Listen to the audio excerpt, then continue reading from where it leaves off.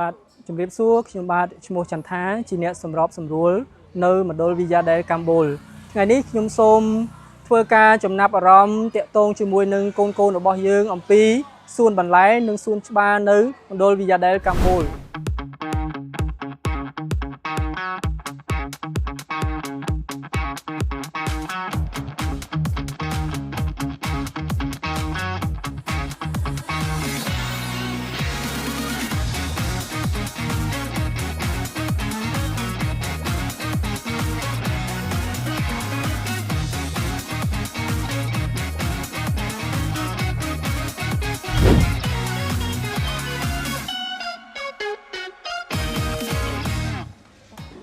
ស្ដីយូកែក ជំរាបសួរម៉ាក់ ចាជំរាបសួរ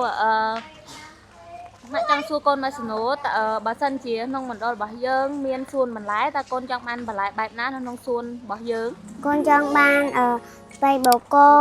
ហើយនឹងស្ពៃក្តោបហើយនឹងត្រកួនហើយនឹងខ្ទឹមក្រហមហើយនឹង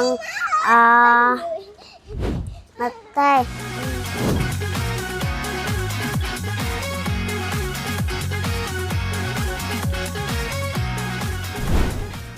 សួនបន្លែដែលសម្រាប់ខ្ញុំចង់ឲ្យធំទលាហើយមានដបងព័ទ្ធជុំវិញតំណាំហ្នឹងហើយចង់ឲ្យមានតំណាំគ្រប់មុខ ចង់ឲ្យមានបន្លែគ្រប់មុខដែលយើងអាចយកទៅធ្វើម្ហូបបានញ៉ាំចឹង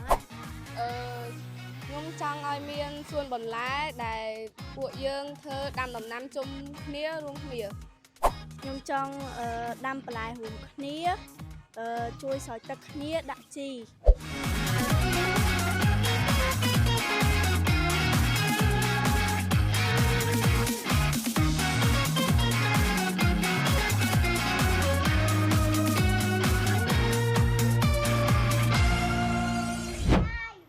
បាទចំពោះខ្ញុំបាទខ្ញុំគិតថាយើងមានសារៈសំខាន់ជាច្រើនសម្រាប់ការដែលមាន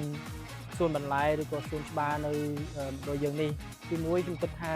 ជាសុខភាពសម្រាប់មណ្ឌលរបស់យើងផងទីពីរសម្រាប់បំណិនជីវិតរបស់កុមារឲ្យគាត់ស្គាល់អំពីបន្លែផ្សេងៗដែលមានបន្លែជាច្រើនដូចជាបន្លែត្រកួនត្រសក់មានស្ពៃមានស្លឹកគ្រៃមានជីជាដើមដើម្បីឲ្យគាត់ស្គាល់ទី3ខ្ញុំគិតថាយើងយកបន្លែនោះដើម្បីយកមកបរិភោគជាអាហារសម្រាប់មណ្ឌលរបស់យើងសម្រាប់លោកគ្រូអ្នកគ្រូនិងកុមាររបស់យើងផងដែរនៅពេលដែលយើងបានទទួលផលពីបន្លែរបស់យើងបា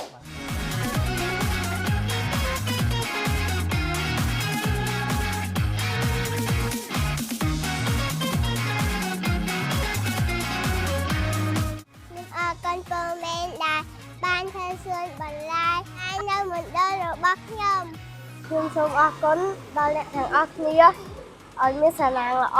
ពេញមួយជីវិត